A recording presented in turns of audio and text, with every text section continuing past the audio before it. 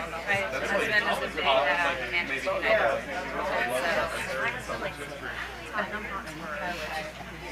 I think my dad.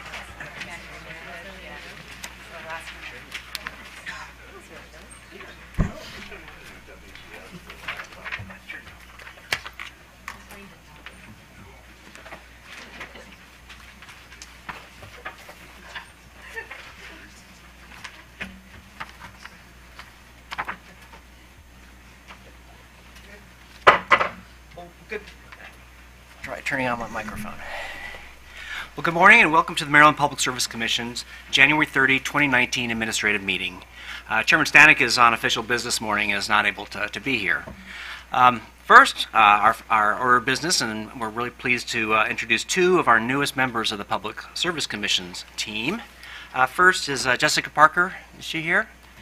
You stand. Jessica is joining the Telecommunications, Gas, and Water Division as regulatory economist. She holds a bachelor's degree in economics from Towson University and a master's degree in economics with a focus on policy analysis from UMBC. She recently returned from a 3-year stay in the UK working for Lloyd's of London's syndicate insurer, and she says she's excited to restart her professional career in the United States at the Commission. And of course, we're very excited to have her here, so welcome.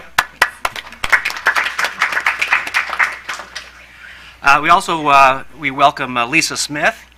Is she here, Lisa?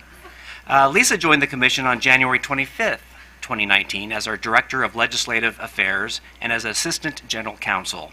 She was previously employed as the Director of Policy and Legislative Affairs for the Baltimore City State's Attorney's Office.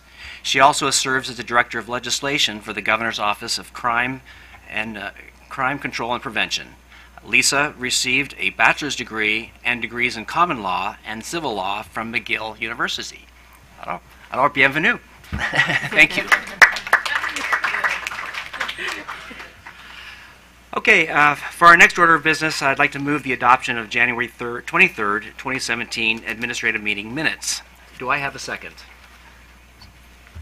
Second. Great. All in favor? Aye. Motion is adopted. Sorry.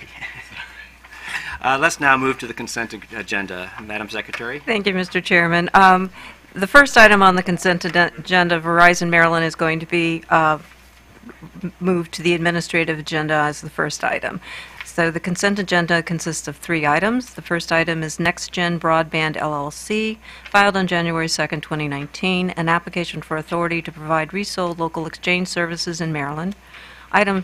The next item is Spirion Energy Corp., filed on December 18, 2018, notification of the name change to Tomorrow Energy Corp. And the last item is Plymouth Rock Energy LLC, filed on January 4, notice of non-material change in upstream ownership. Great. Are there any questions from commissioners? If not, is there a motion?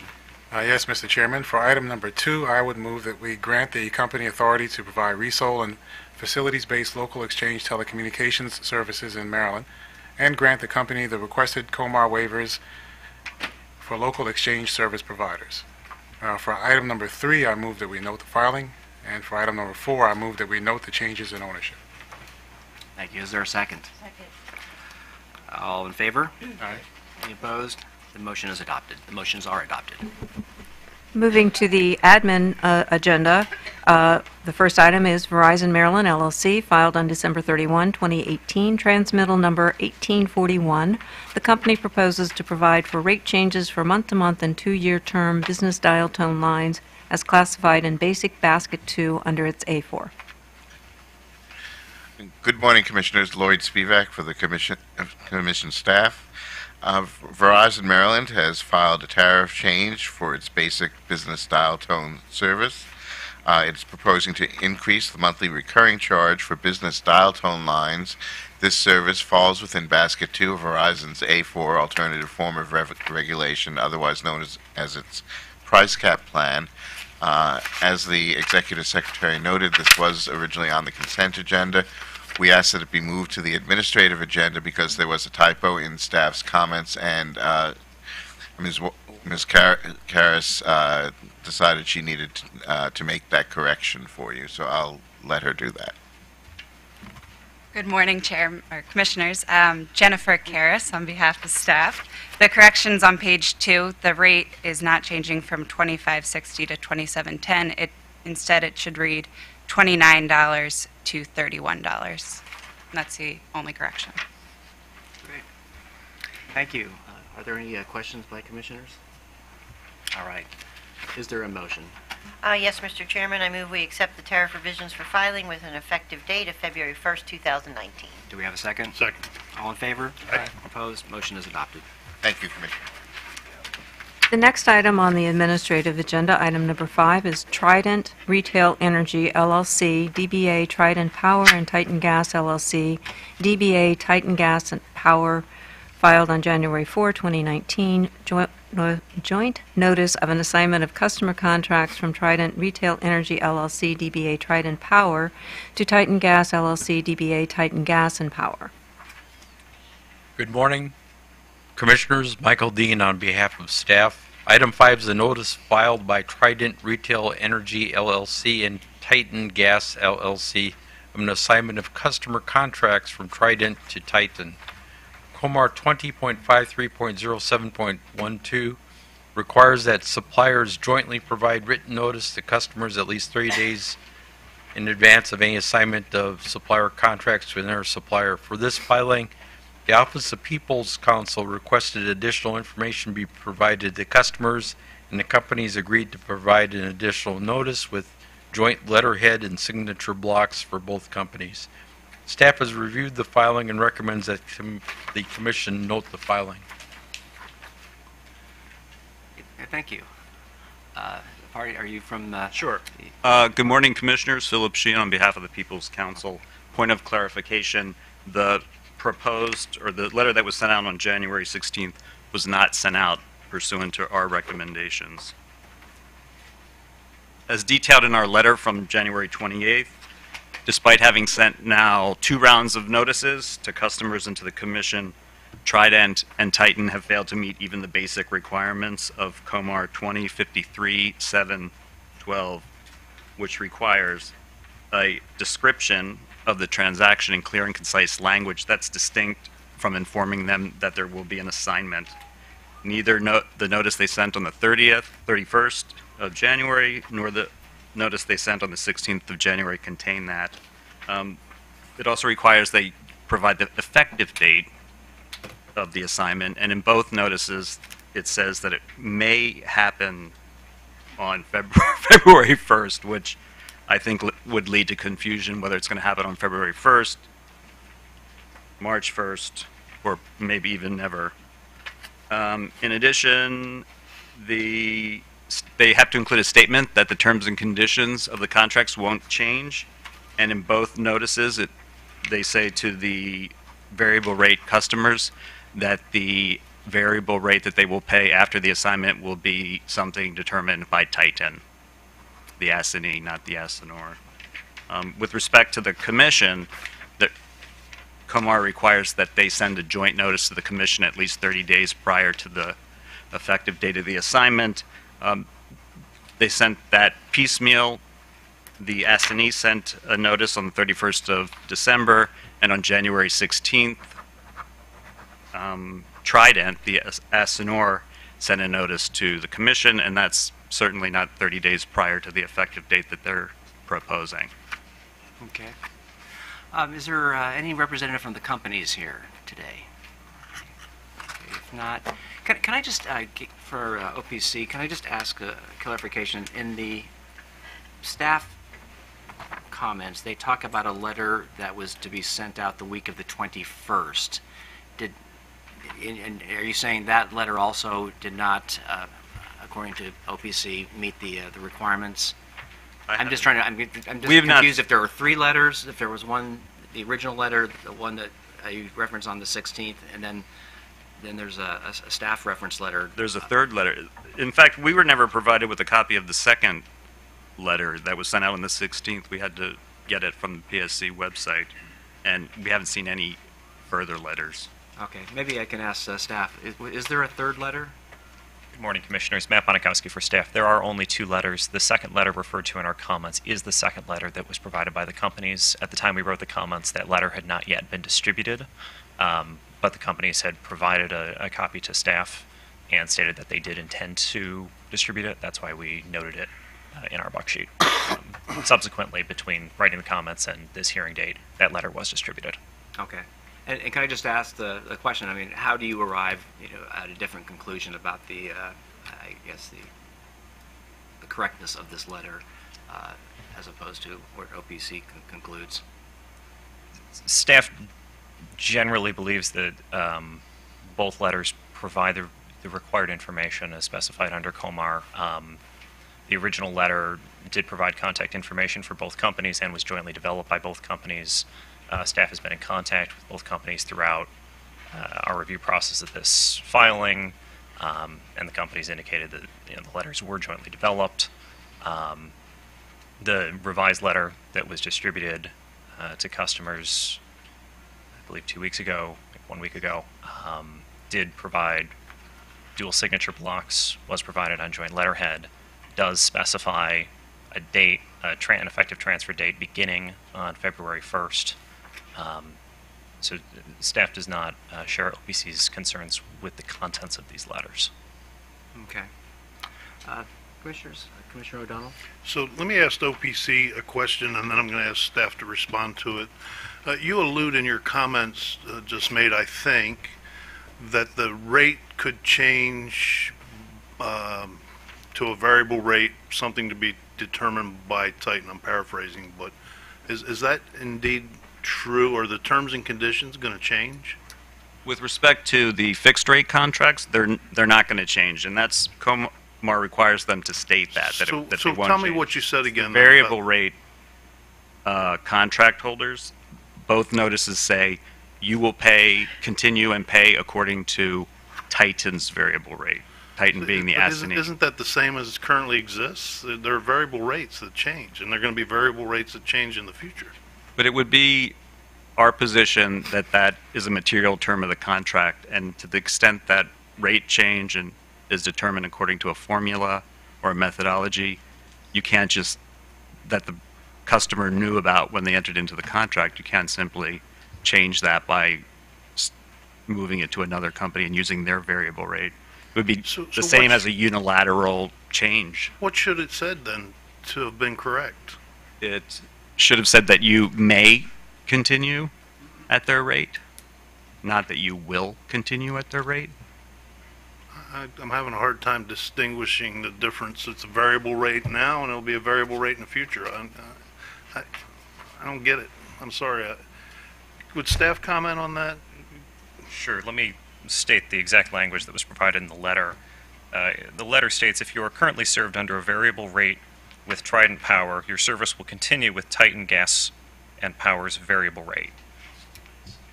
Additionally, for the second letter states that Titan Gas and Power will honor your current agreement in place with Trident Power, and there will be no changes to the terms and conditions through the life of your current contract for fixed customers.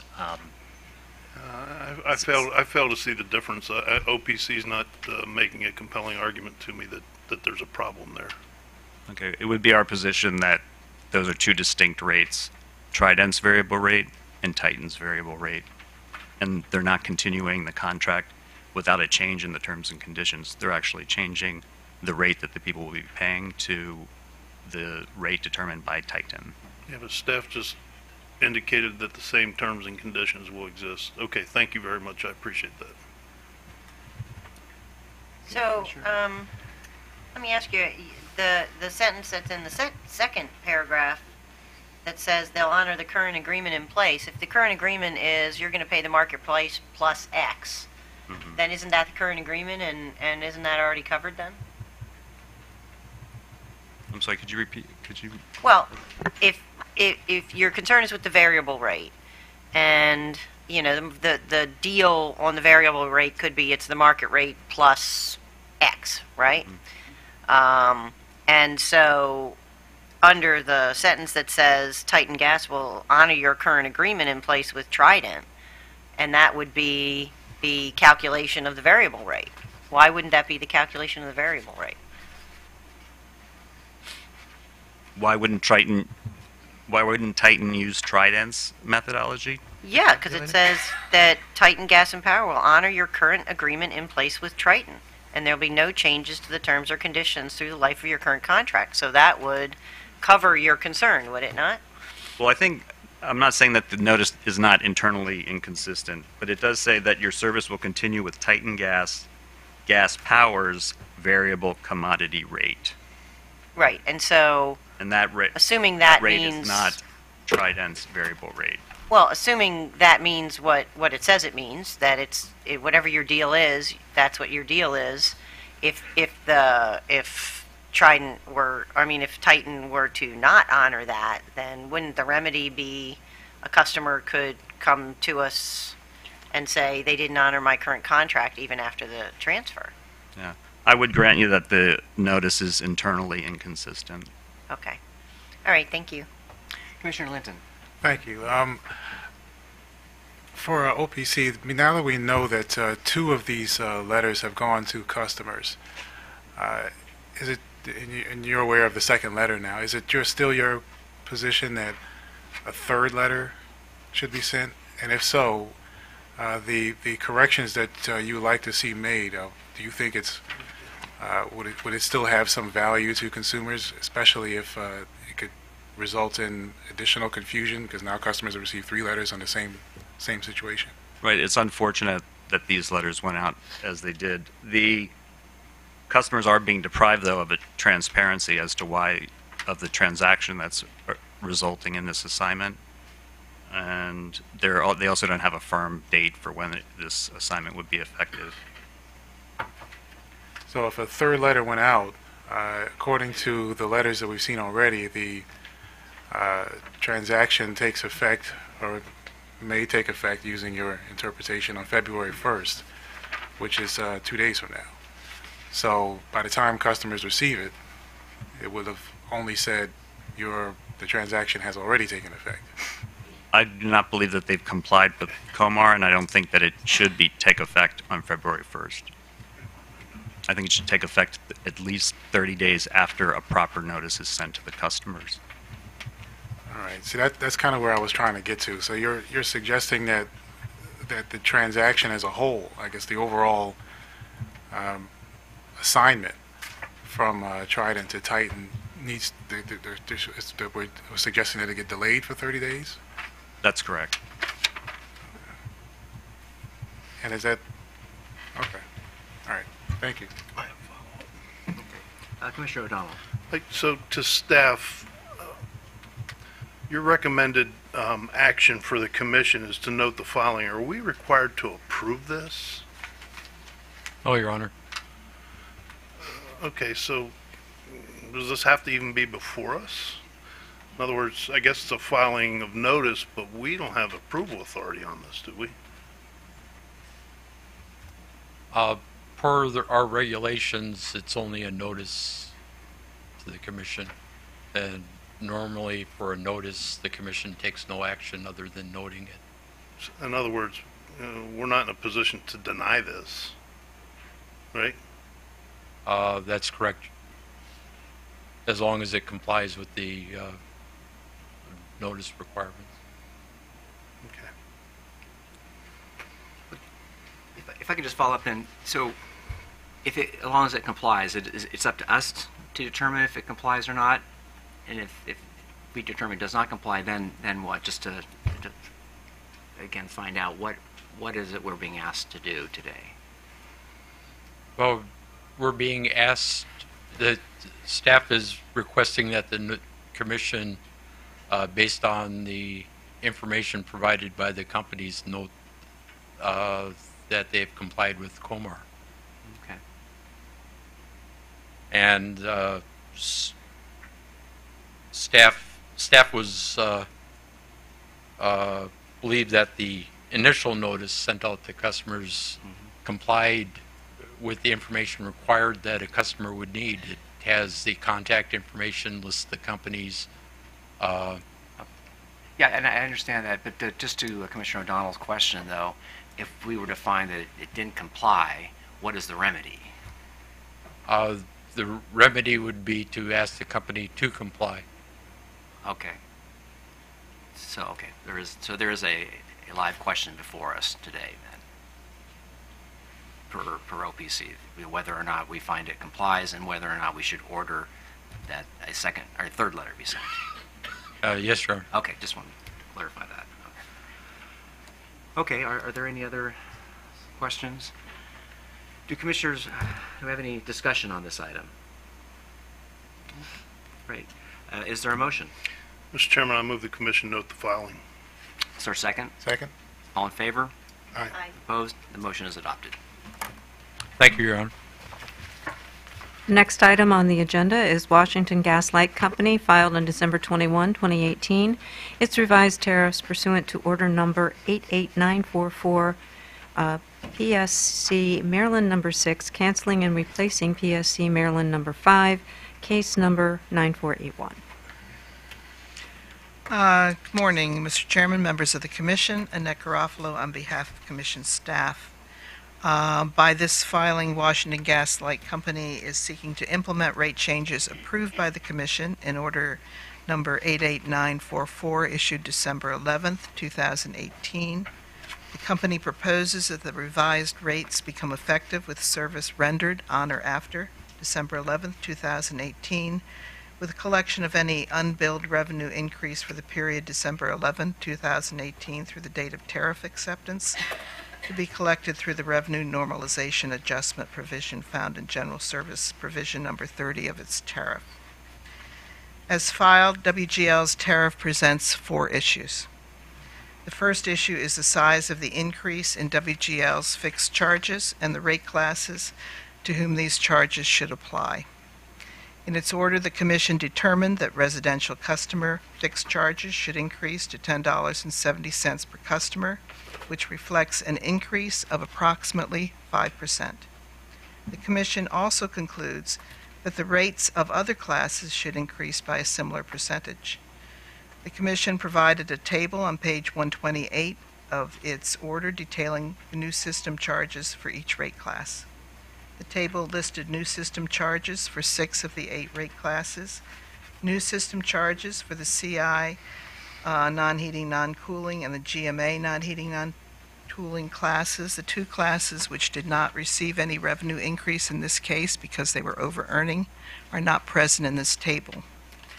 WGL's filed rates adopt a system charge increase of approximately a 5% amount for all rate classes, including those that did not receive a revenue increase.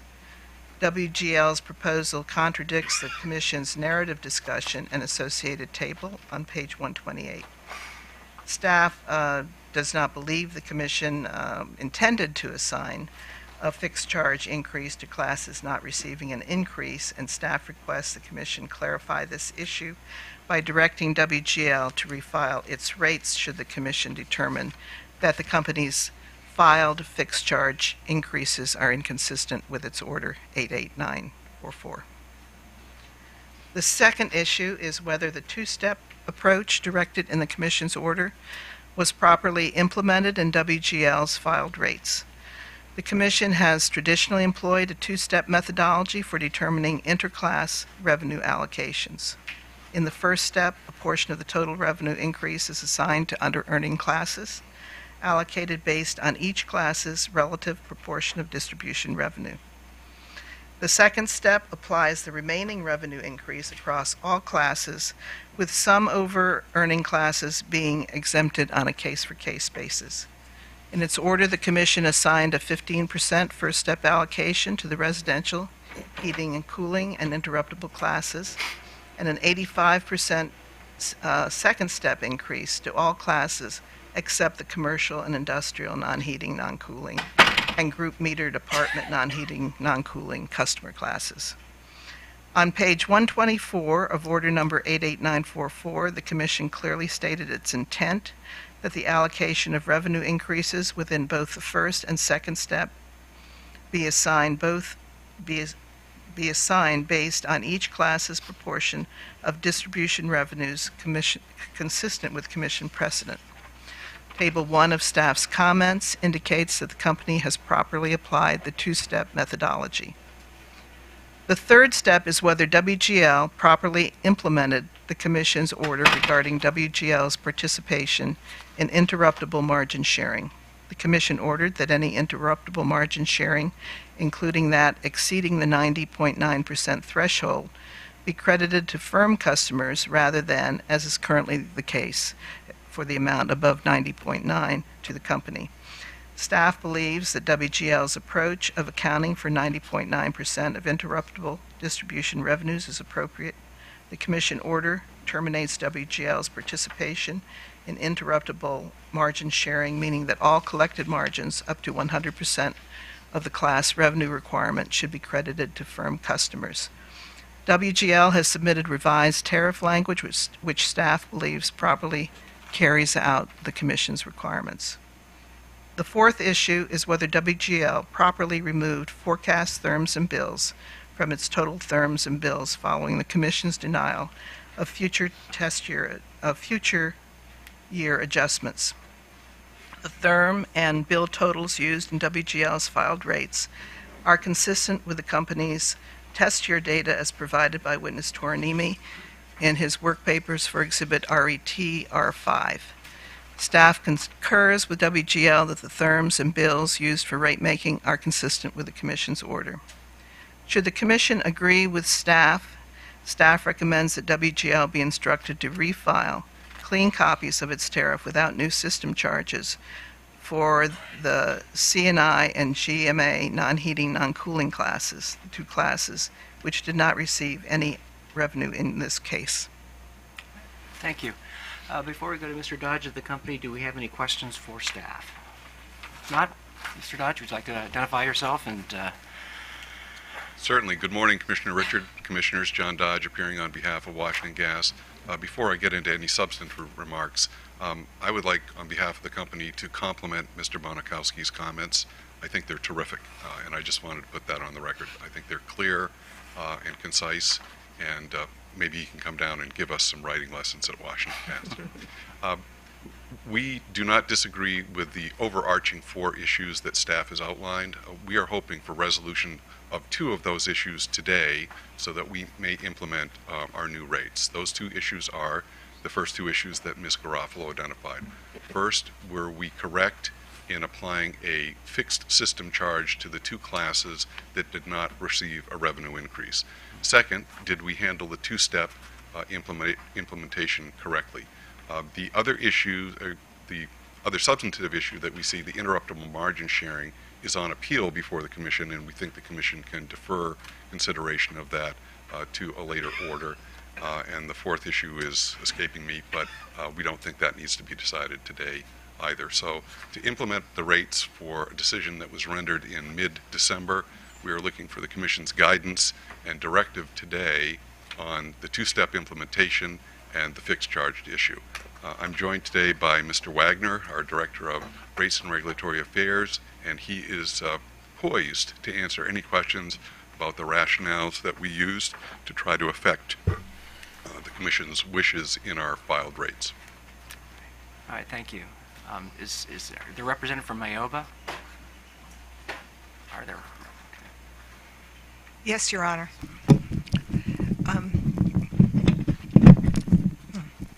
Your Honor, AOBA has made 3 filings with this commission. Francis, could you just go ahead and identify yourself for the record? Oh, excuse me. I'm Fran Francis, and I'm appearing here on behalf of the Apartment and Office Building Association. And with me today to help address some of the issues is Bruce Oliver, President of Revelo Hill Associates, who is a witness in this case. Your Honor, AOBA has made 3 filings in regard to the various compliance filings filed in this case. We made a motion to reject the compliance filing on January 4th. We filed a petition for rehearing on January 10th, and we filed additional comments on some of the additional filings, which included Washington Gas's latest compliance filing on January 25th. It seems that our January 25th filing, because it addresses all other filings in this case, supersedes the first 2. I am not going to repeat what we filed in our January 25th comments. We are not contesting these substantive provisions, any of them, of the Commission's order. However, we are trying to correct some of the inconsistencies, understandable inconsistencies in the Commission's order that probably occurred because of the change in billing determinants. We did address that in our January 25th comments. However, we do disagree with several of the items set forth by staff. But before I get to those items, I would like to point out this morning I handed out a response to a data request that the company sent to AOBA last night at 6:08 p.m. It is the company's response to AOBA data request. I think it's 1515. In that response, the company seems to recognize that there was an error in its November 2018 IRA filing in regard to the number of interruptible therms. Mr. Oliver will be addressing that and the problems that that may cause. We do believe also that even though on one page of the Commission's order, the Commission only set forth 6 classes that have a fixed customer charge, on the following page it included all 8 classes. We do believe that even though the class revenue requirement is 0, we do believe that the fixed customer charges that the Commission meant for all customer charges to be increased approximately 5%. We also do not believe that the RNA is the appropriate place to pass through some of the charges that would normally be accrued from, I guess, December 11th till the effective date of these rates, because those only go to firm customers. Let's see. We basically do believe that the Commission's 2-step process is correct. We do believe that in the staff work papers that were filed in January, that the staff correctly applied the 2-step process, and the compliance rates that AOBA submitted in its January 25th filing are very close to the staff's determination of the 2-step process. However, the only difference between the staff filing and AOBA's filing is the way that we accounted for the interruptible revenues. And I'm going to ask Mr. Oliver if he would step up and address that issue. I think he can explain it more clearly than I can.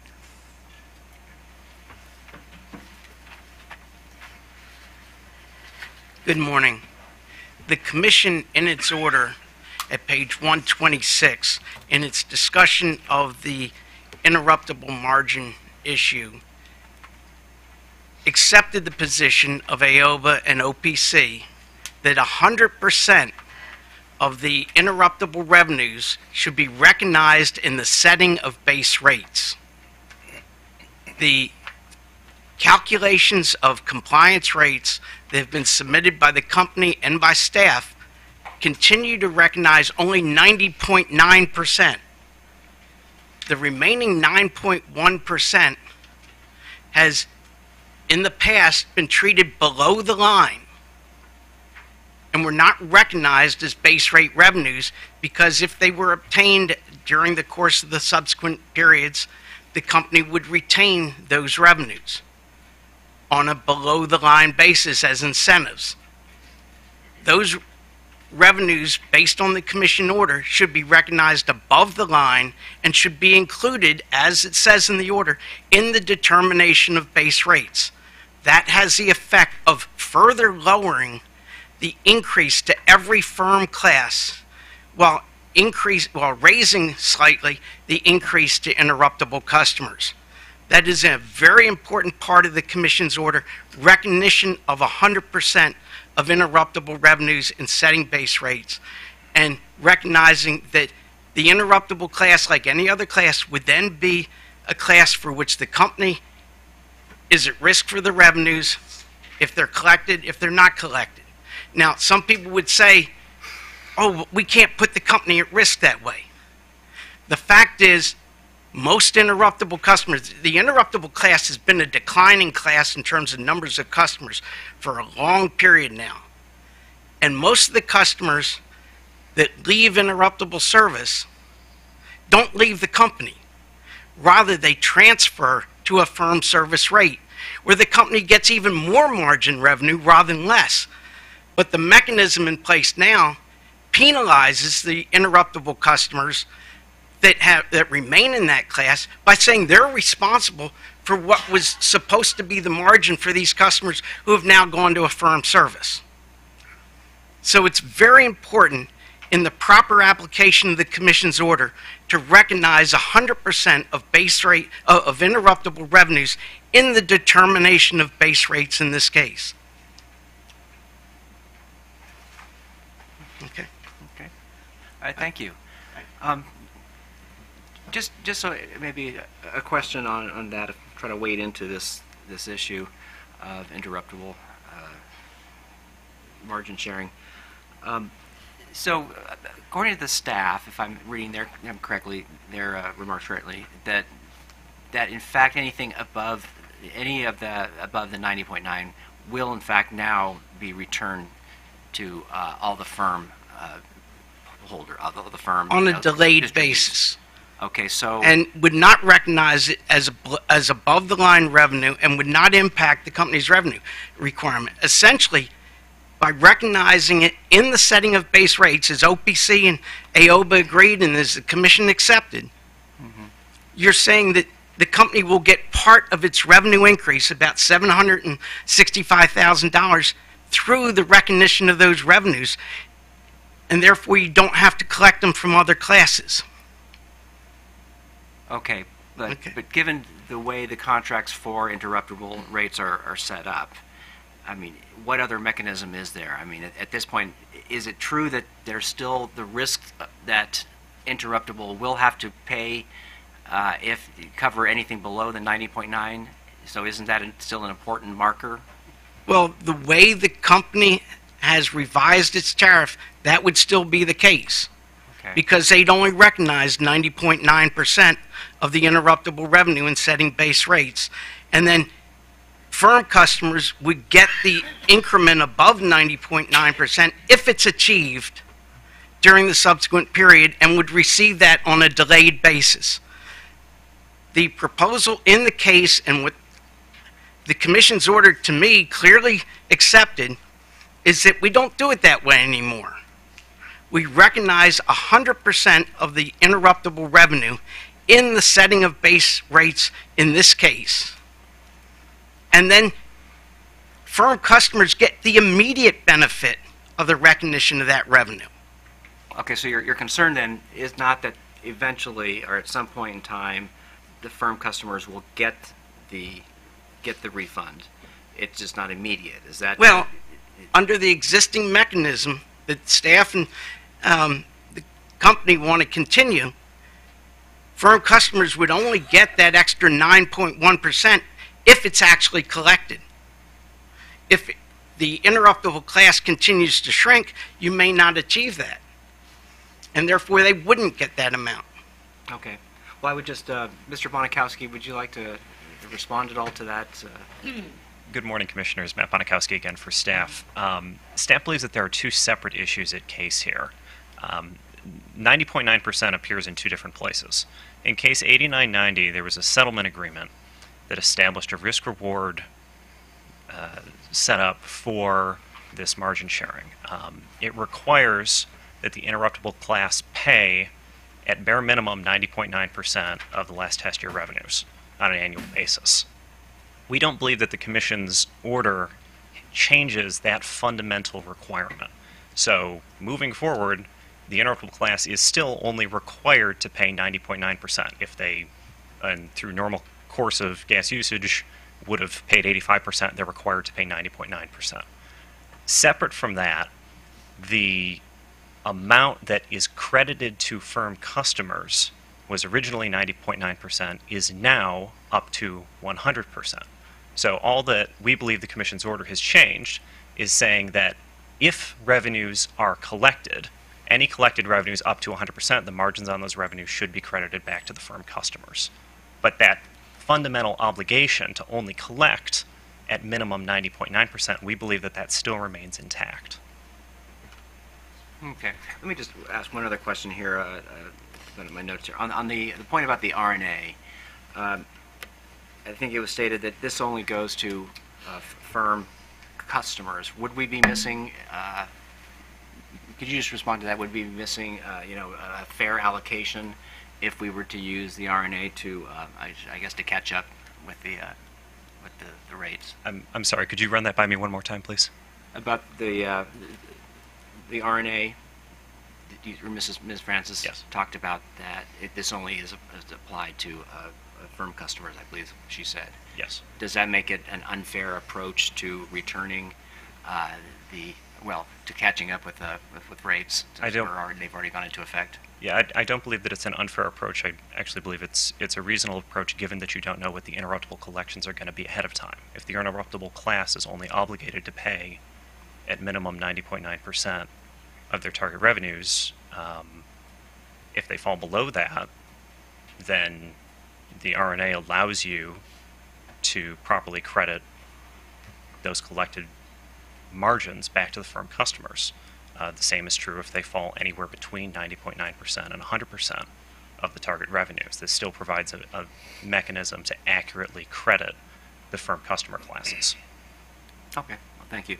Do other commissioners have questions? Commissioner O'Donnell. I'd just like to ask the company to respond to AOBA's assertions. Thank you. I'm going to defer to Mr. Wagner, but first let me say that we endorse staff's position as Mr. Bonikowski has just...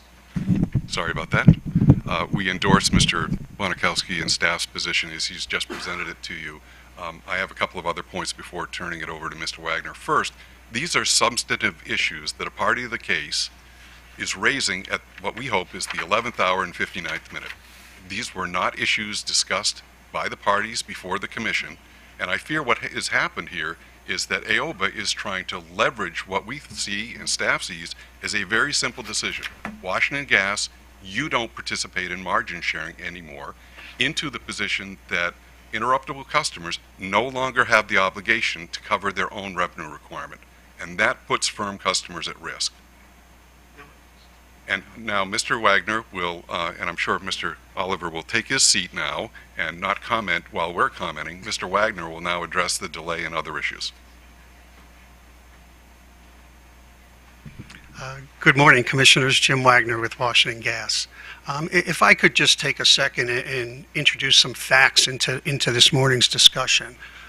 In case 8990, that was 2005, and prior to that, interruptible customers were on value of service pricing, meaning we looked at the price of oil and based on that set a gas price, thereby eliminating the potential for interruptible customers to go to oil and reduce their gas usage.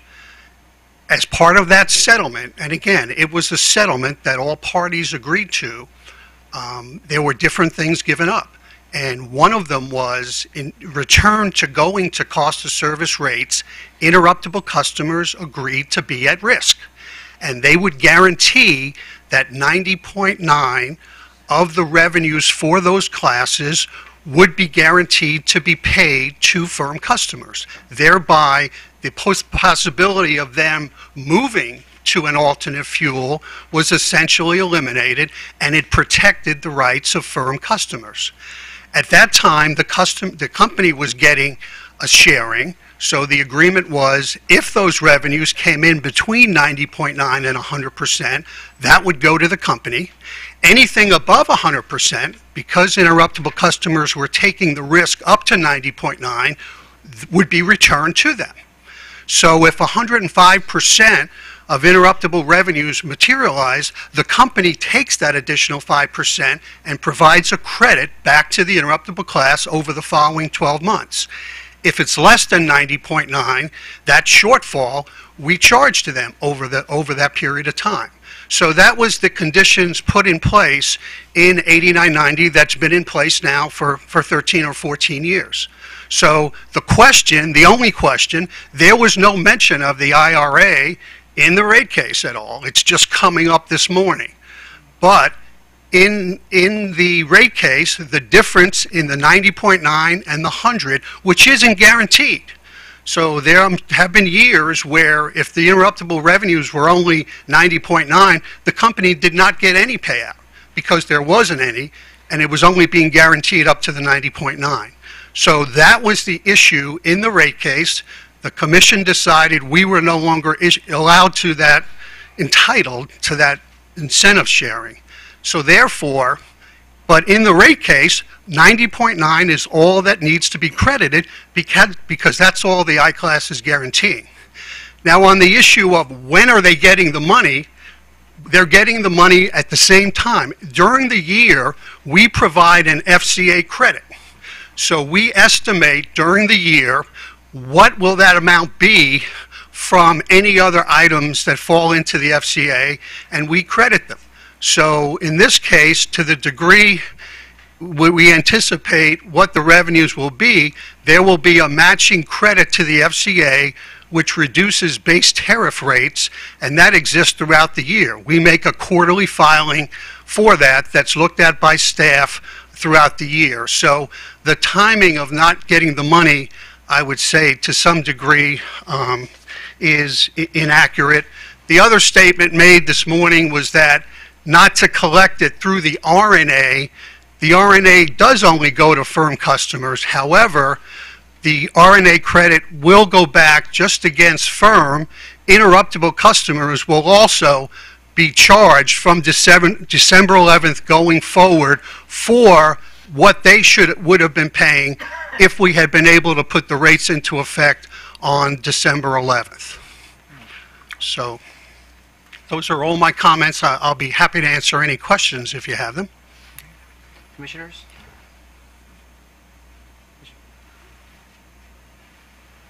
Really, no additional Commissioner Herman. Mr. Wagner, how will interruptible customers be charged back from December? The company will go back and put a separate item on their bill. So okay. we can, for those, because there's, as Mr. Oliver said, there's only 160 customers, we can easily identify and bill them separately so that the amount we need to collect from the firm customers is a separate amount that'll just be passed through the RNA. Okay. So firm customers will only be charged what they're entitled to pay since December 11th. Okay, so firm customers will get charged through the RNA. Correct. The interruptible customers will get charged through a separate bill, separate item on the bill, just a one-time item. Is it a one-time item? Correct, Commissioner Herman, right. Can I interrupt here? Once we know the rates, which hopefully we leave here today knowing, at that point, we can go back and say, what was each customer owed since December 11th and put it on their bill as a one-time payment. So that amount will not be passed back through to the firm customers. Okay.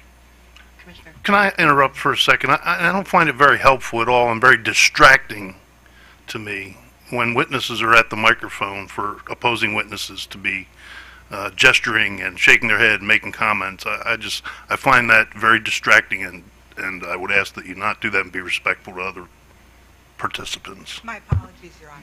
So I have another question for the company. What I thought I heard you say was that you needed clarification today on items 1 and 2, but the issue with respect to the margin sharing, you could be determined later? Correct. And then also the forecasted therms and bills could be determined later? Correct, Commissioner Herman. For the FCA sharing, we will be making a filing based on the 12 months ended August 19th that would have that amount for the FCA. So, and again, on a quarterly basis, we make FCA filings with staff. So correct, that does not need to be decided today on that particular amount. The two items for today are, one, what was the amount per customer class that we needed an increase for. And this was the first case that I've ever seen for Washington Gas or for any utility where in the order the commission actually put distribution charges. What has historically happened, and if you look back at, there's an attachment B in case 9322, which was our last rate case. In that case, the law judge put the amount per customer class that needed to be collected. They told us to change in the system charge. The company would then calculate the distribution charges, make a filing, it would be approved, and we were done. So we've never had what we've had here today. Unfortunately, adjustment number 12 in the rate case included forecasted therms that because the commission denied any forecasted costs for the company, you also needed to take out the therms. You can't not allow us a recovery of costs, but say, okay, you will have these customers that we didn't give you the cost. So, no one argued with that fact that the therms were wrong. Since the therms should have been $7+ million lower, it affected the rate slightly. So that's why we needed to know what was the increase by customer class. Once we knew that, we could calculate the rate. So if the staff calculation, and both AOBA and the company agree it's correct, is correct, and that takes care of number one. Number two was the fixed charge. There's conflicting data in the order. Staff talked about page 128. On page 129, there is a chart that shows a 5% increase for all of the customer classes. In addition, if you look down below that, the distribution charges that were in the order, if you look at those two classes, the non-heating and CNI and GMA, there's actually a decrease in the distribution charges. So based on that, I would just come to the conclusion that if you increase the system charge and you wanted a zero change to that customer class, which no one is disputing, then you would have needed to lower the distribution charges, and that's what was done here. So based on that, the company feels that you lower the distribution, you increase the system, the net effect was zero, so you accomplished what you wanted. That's the second question. So our filing on December 16th assumes you wanted a 5% increase for the CNI and the GMA non-heating, and you wanted a slight decrease to the distribution charges. If you agree today, then we're done. Our filing can go forward with the rates. We have IT ready to begin billing them tomorrow, the beginning of the February billing cycle. If you tell us no, you did not intend to increase the system charge, then fine, we accept that.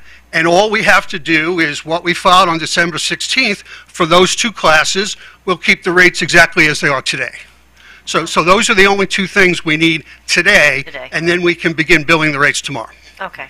Thank you, Mr. Wagner. You're welcome. Any other questions?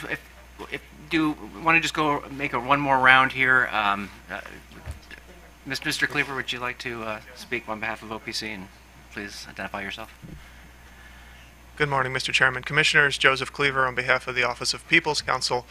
Your Honors, as you know, the Office of People's Counsel filed a request for rehearing on January 10th regarding the appropriate distribution of the revenue increase to the two classes subject to Step 1. Looking at the Commission's agenda for today, it does not appear that the Commission has that particular motion and the responses to it, as well as the other two requests for rehearing that were filed and the responses to them on the agenda. I am prepared to address it if the Commission wants to hear from us on that motion.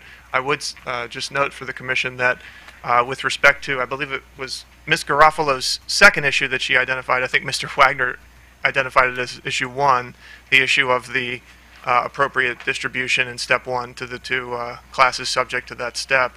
That is a matter that does require the Commission's decision before the rates can go into effect. If I may, Your Honor, just very, very briefly on the margin sharing issue. OPC's understanding of the order is consistent with the understanding that Mr. Oliver articulated. I would also just note a couple of brief things. The accusations that these are 11th hour positions that haven't been timely asserted in the case. We're here today to look at how the company interpreted the Commission's Order 88944, and now we have it before us. We just got it on January 16th after a number of iterations. It's before the Commission now, so I would submit that AOBA's argument today and the comments that have been provided are not untimely. I would also note, Your Honor, that certainly not accusing Mr. Wagner of doing anything intentionally inappropriate, but when you start talking about settlements that happened in the past and what various parties' motivations were for the settlements, I think that's getting into an area that, one, is probably not appropriate to address and not appropriate for the Commission to consider. The settlement agreement speaks for itself. And I would also submit in that same regard that the order speaks for itself, and some of the explication that I heard today from the company and from staff seems to go beyond the actual words of the Commission's order, in this case of 88944. So I'm prepared to address our request for rehearing and the reasons that we asked for the relief that we asked for if the Commission wants to hear it. But again, I would note that it doesn't appear that that is on the agenda for today. Okay, thank you. Thank you. Any questions for Mr. Cleaver? Okay. Does AOBA, the company?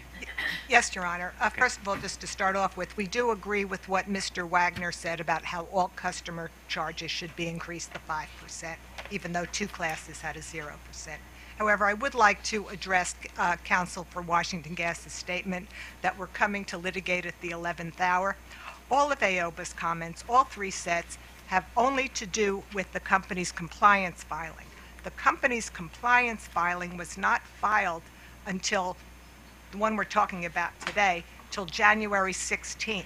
After petitions for rehearing were due and timely filed, today is the first opportunity that we have to address this. We put our comments in right away on January 25th. So all of AOBA's comments go to the January 16th filing and were not apparent until we looked at that.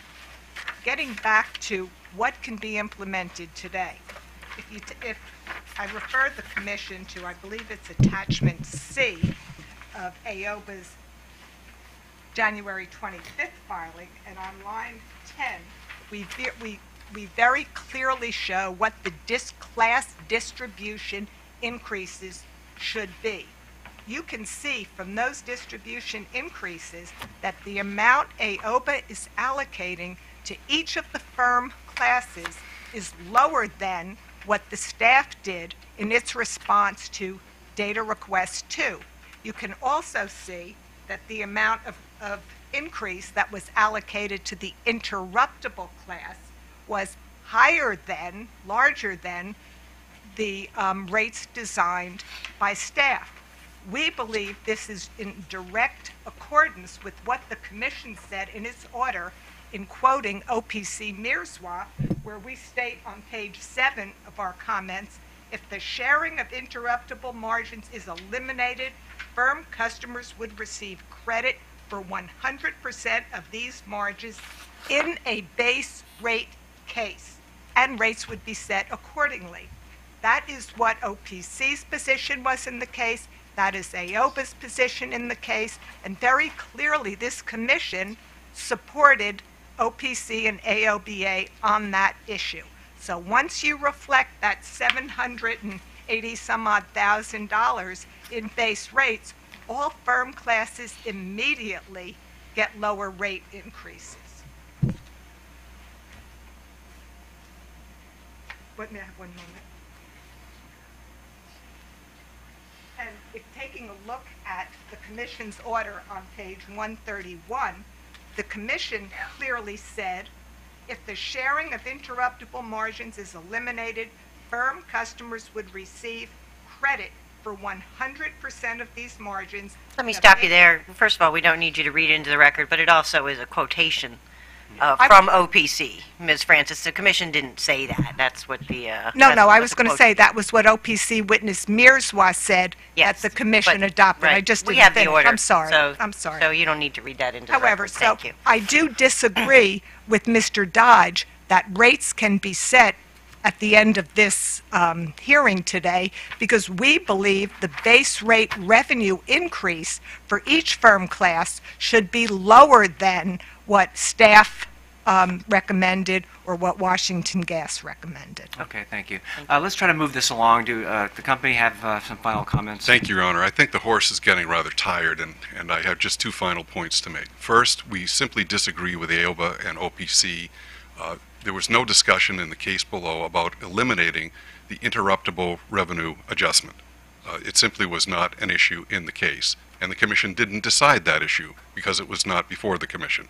Again, AOBA's position is to jettison its responsibility and its clients' responsibilities to cover their class-specific revenue requirement. We don't think that the order went that far. Second, you've already heard from Mr. Wagner on the delay issues. We think they're resolved, and we urge the Commission to answer at least two of the four of the questions that Ms. Garofalo outlined so we can finally put our rates into effect. Thank you. Just two very brief points, Your Honor. While WGL says that it's not necessary to determine the therms and bills, I think by adopting what they filed, you would be making a determination on that. And, well, we'll just let that be well, wait a minute, I think we have one more. Oh, yeah, yes. So, and just to be clear, through our presentation and Bucksheet comments, we're really not advocating for the classes that should get an increase, but we were trying to read your order and properly interpret it, and obviously you're able to make that decision today or on a future date if you. Great. Well, thank you to all the parties. We do have multiple issues that we do need to consider, and so I believe we're going to take this under advisement, if that's still the will of the commissioners. We do recognize this is very urgent, so we will work through this as quickly as we can and get a letter over out as soon as we can. All right. Well, thank you. Madam Secretary. Yes, Mr. Chairman. I think the next two items can be taken together. Item number 7 is Potomac Electric Power Company filed on December 7, 2018, revised tariff pages, update to Rider DLC, direct load control. The company proposes to allow customers to provide their own smart thermostats the opportunity to participate in the DLC program, case number 9494. And item number 8 is a similar filing by Delmarva Power and Light Company, filed on December 7, 2018, to revise its tariff pages, updating its Rider RDLC residential direct load control, and proposes to allow customers who provide their own smart thermostats the opportunity to participate in the DLC program, case number 9494. Good morning, Commissioners. Matt Bonikowski again for staff. Pepco and Delmarva are proposing tariff changes to allow customers who already own smart thermostats to participate in the company's direct load control and power programs, known as the EnergyWise Rewards programs. Currently, to participate in EnergyWise Rewards, customers must have a smart thermostat that is owned and installed by the utility. These thermostats are remotely controlled during peak demand days to cycle customer air conditioning systems off and on, reducing system load. Customers receive a credit between $40 and $80 depending on the cycling level that they select. In their 2018 to 2020 Empower plans, Pepco and Delmarva committed to investigating integration of third-party smart thermostats into their demand response programs. The utilities have contracted with Whisker Labs, which has developed software capable of interfacing with these third-party thermostats and adjusting their temperature settings. Rather than cycling participants' AC systems, homes will instead be pre-cooled prior to an event and then allowed to warm during the event.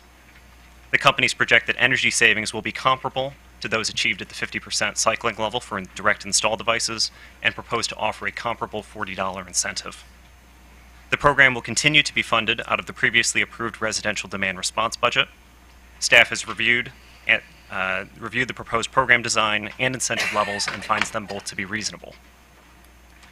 On January 28th, the Office of People's Counsel filed comments recommending that the Commission approve the company's proposals and recommending that the companies report specific program metrics, such as the number of enrolled and active devices, as part of their semi-annual Empower filings. Staff believes that this would be appropriate and valuable to facilitate program evaluation. Staff recommends that the Commission accept for filing the company's proposed tariffs. Great, thank you. We have OPC, do you have comments, please? Yes, good morning, Commissioners. Mid Mikhail Raker on behalf of the Maryland Office of People's Counsel. As we noted in our comments, as a general matter, OPC supports the inclusion of residential customer-owned smart thermostats in the Empowered Demand Response programs. And as also noted, we have no objections to PEPCO's and DPL's proposals to add a Bring Your Own Device or BYOD program offering to each company's direct load control program.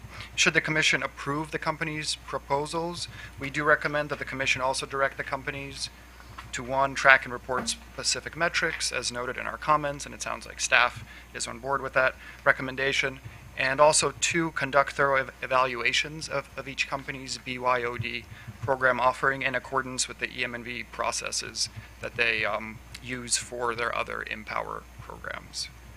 So with that, I'm happy to answer any questions. Thank you. Thank you. And we have a representative for the company, Mr. Michael. Doug Michael, I'm here on behalf of Delmarva Power and PEPCO.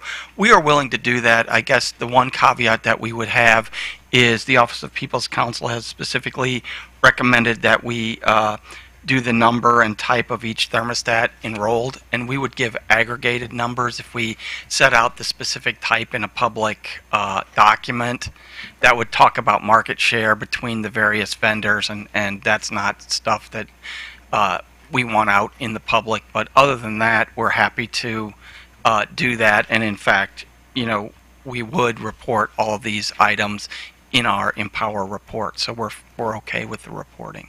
I just wanted to make sure I point out that it's going to be aggregated reporting for number of thermostats on the BYOD, not broken out by each vendor. Okay. I would have one question, both for staff and for OPC on this. Isn't already a requirement of any Empower program, including the DR programs, to have a cost-benefit, I guess, analysis, and it must meet a certain threshold, and therefore is subject to EM&V. So is it necessary to have any kind of explicit direction, or is it already implicit in an Empower program? Staff does not believe it would be necessary. You are correct that cost-benefit analysis is required for all of these programs, and we already have reporting templates for all of the Empower utilities filed on a quarterly basis. What we would functionally do is we would amend those templates to include a separate line item for the BYOD devices, and then that data would be reported as part of the normal Empower reporting process. I don't believe that there is a commission order necessary to implement that. Okay. As a general matter, it may be implicit, but since it's a new program offering and it may fall under the direct load control program, it may be treated separately. It wasn't 100% clear to us from the filing, but if indeed it does fall under the direct control load program and is subject to the other requirements, that it may be implicit, but just for clarity, it may also be useful to add that specific directive. Okay.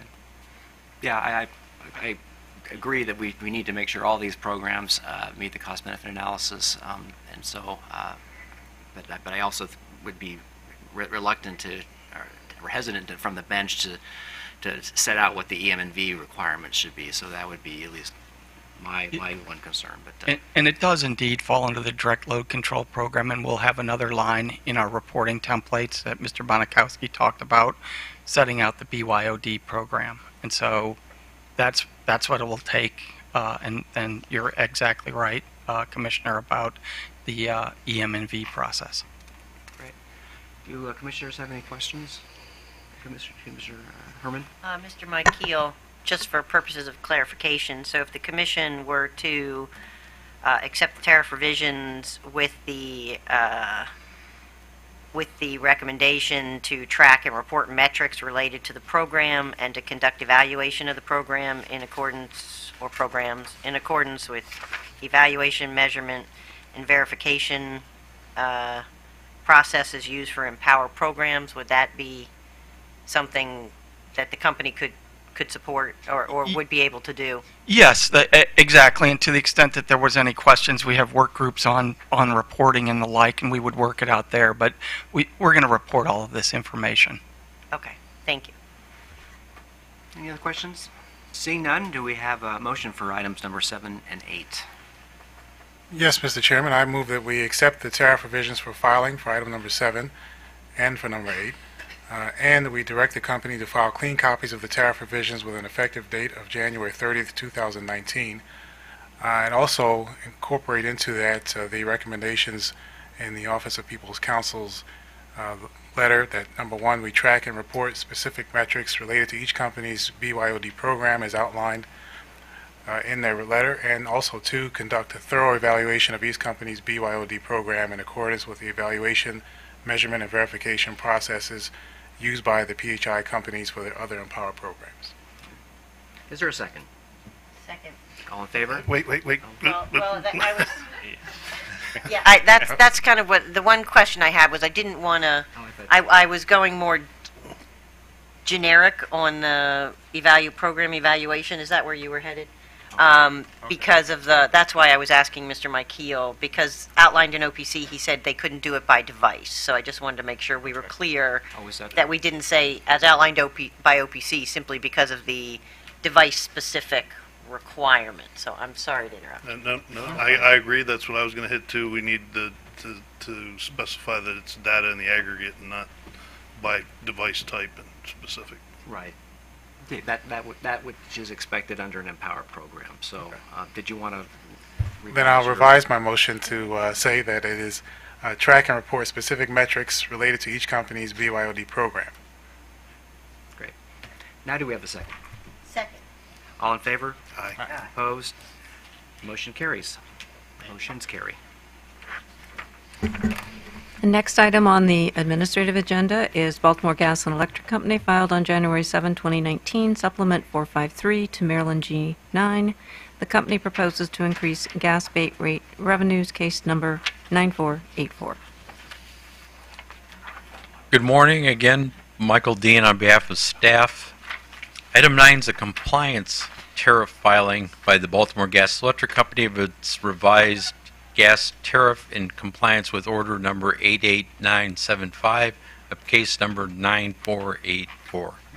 Under Public Utilities Section 4-202 and COMAR 20.55.03.01, a gas company tariff is listed its rates and charges, terms and conditions, and policies and practices in providing regulated services. The Baltimore Gas Electric Company filing updates its gas tariff in compliance with order number 88975 for customer classes D, which is residential customers, C, IS, and ISS. Staff has reviewed the filing and verified that the rates and charges comply with order number 88975. Staff recommends that the Commission accept the tariff revisions for filing with an effective date of January 4, 2019. We have a representative from the company. Good morning, Commissioners. Beverly Socorro for the company, BGE. I have no comments, just here to answer any questions you might have. All right, thank you. Do commissioners have questions? Seeing none, is there a motion? Yes, I move we accept the tariff revisions for filing with an effective date of January 4th, 2019. Is there a second? Second. All in favor? Aye. Opposed? Item number 9, motion carries. Thank you.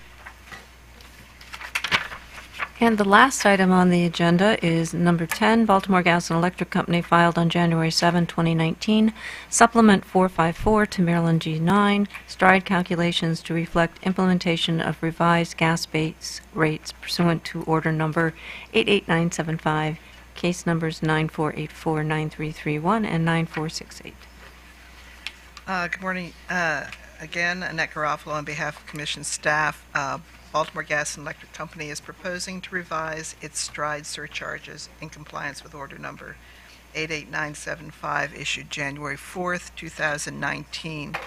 In case number 9484, certain eligible stride infrastructure costs were included in rate base, in base rates, and are required to be removed from the stride surcharge under Public Utilities Articles Section 4210. Staff has reviewed the company's calculations of the proposed monthly surcharges and surcharge caps and believe that they are in compliance with the Commission's order.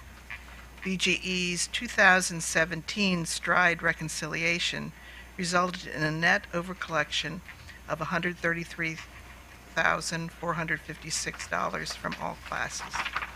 However, because BGE's surcharges were capped at the time of the reconciliation, customers would not have received a rate reduction for the overcollections.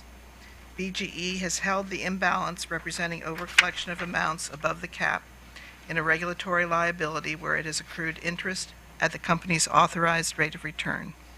In the current filing, the STRIDE surcharges are below the capped rates, and BGE has included adjustments to reduce the total STRIDE revenue requirement for residential and commercial classes by the overcollected amount as proposed in BGE's 2017 reconciliation.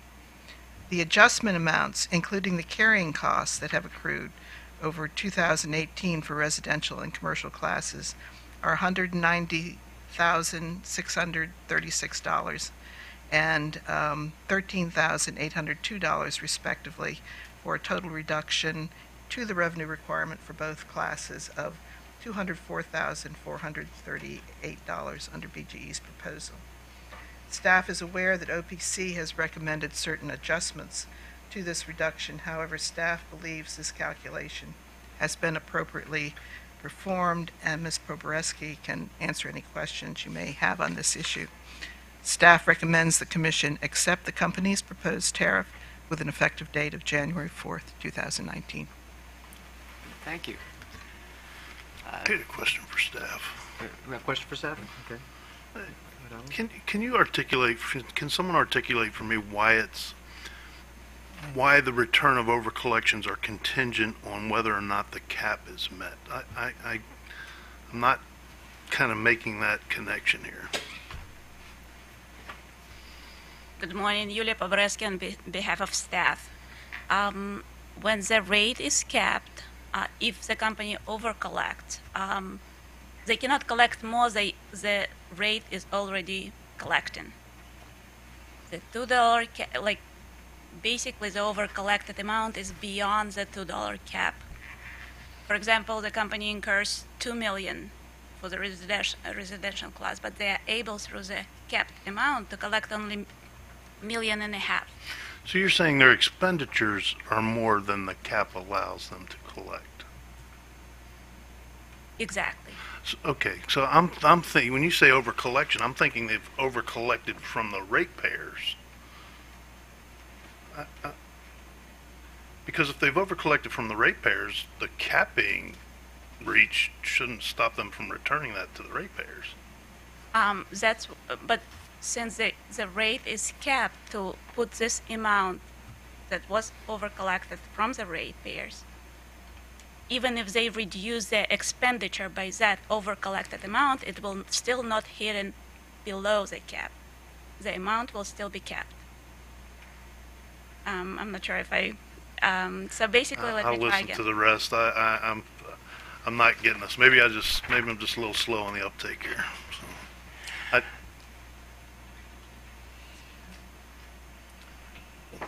So, the amount of expenditure can be reduced, but it's still, since BGE still does not collect the whole amount of expenditure because the rate is capped, they're able to collect only a certain amount, and the adjustment is still above what they can collect. okay, I'll believe for now. When the company when we received their filing for reconciliation, we checked that it was impossible to adjust the rate so the customers will see that overcollection reduction right away. That's why we kind of went through the process with BGE and came up with that regulatory liability issue. So Okay, so I think I get it now. So they couldn't adjust the surcharge down for the amount of the overcollection because it would go right back up to cover the overspend above the cap. Exactly. I got it. Okay, I got it. I see it. Sorry, I had a vision thing going on there. I couldn't see it. That's fine. We had this issue when we received the reconciliation filing, but that was the best way to take care of this issue. Okay, thank you. Were there any other questions for staff? Great. We have a company witness, Ms. Cora. It might actually, we don't have any comments on staff's, or response to staff's comments, but we do have a response to OPC's, Okay. but I don't know if it'd be easier to have OPC go first. Mr. O'Laughlin. Good morning, Commissioners. Patrick O'Laughlin on behalf of OPC. OPC's issue really lies within BGE's decision to make adjustments for taxes associated with the carrying costs. The language of the tariff doesn't actually makes no mention of collection of taxes and doesn't call specifically for an adjustment to be made due to taxes. And based on the language in the tariff, the determination of the monthly carrying costs really simply should have required applying the interest rate to the balance at the start of the month. So for that reason, in our comments that we filed, you'll see that our requests, the Commission require BG&E to file revised stride surcharges that that do not incorporate these tax adjustments that BG&E has chosen to make, despite there being no language calling for it. The amounts that we calculated were $194,161 and $14,057.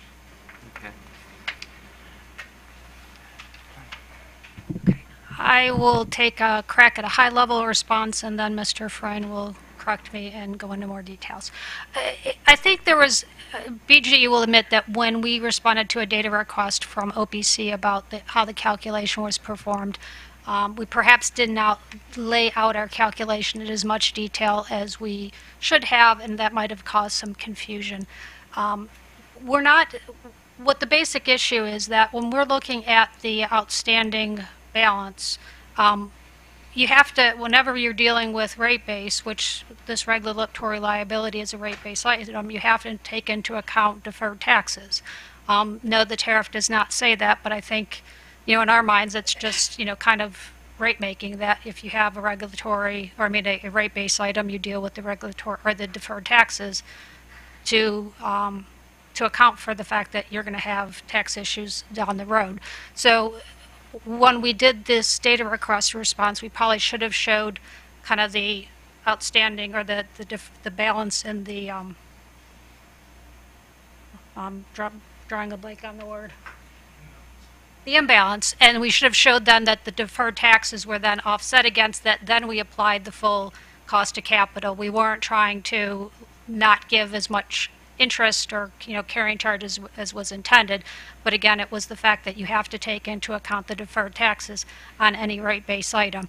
Just like when you have rate base in a rate case, we might have $10 billion worth of rate base items or assets in the ground, but then you have to deal with the deferred taxes, which would generally lower it to whatever $7-8 million, so that you're dealing with that to give customers the credit for the fact that taxes are being dealt with differently than, in reality, than they are for rate making. And I'll let Mr. Frein. Mr. Frein? Or answer more detailed questions. Yeah, I would agree with everything Ms. Sikora stated, and would just say that we do think it's appropriate to take into account, and we need to take into account deferred taxes when we make calculations like this, where we're calculating what the return or carrying costs in this situation really should be. And so we're just available for any questions that the Commission might have on that. I guess my question would be, will you be paying tax on that regulatory liability? Do you in fact owe taxes, and will they be taken out? Yes, okay. That's exactly why the taxes would be incorporated in this calculation. Taxes have been paid, actually, on that item. Okay, already paid. Okay, so this is, and I guess for OPC then, wouldn't a netting, though, if in fact the taxes are being paid on this amount, that is a real expense, so why wouldn't we net then the amount? Perhaps so, but the tariff makes no mention of it, and because it's silent on that and is specific on how this is calculated, we believe that it speaks for itself, and without the incorporation of saying that there's an adjustment for taxes, that should not be in there. Okay, even though in fact the money has an expense on it. There is a net impact on that balance, on the deferred balance. That's correct. Okay. Commissioners have any other questions? I'd ask staff to comment on OPC's assertion. Staff believes that BGE calculated it appropriately, and any rate-based item should be adjusted for deferred income taxes, and it's a normal practice to do it that way. To add to that, the difference between OPC's calculation and staff and BGE's, which staff support, is about $4,000. So when we apply that difference to the rate does not decrease, does not decrease, it does not affect it.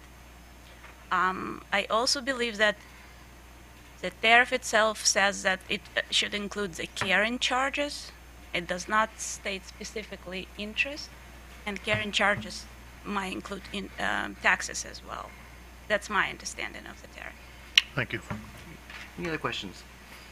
Commissioner Herman? So, Mr. O'Loughlin, your position is based simply on the fact that it doesn't say anything about taxes in the tariff? That's correct. Okay, thank you. Any other questions? Seeing none, is there a motion? Mr. Chairman, I move the commission accept the tariff revisions for filing with an effective date of January 4th, 2019. Is there a second? Second. All in favor? Aye. Opposed? The motion carries. And that concludes our AM. We are adjourned.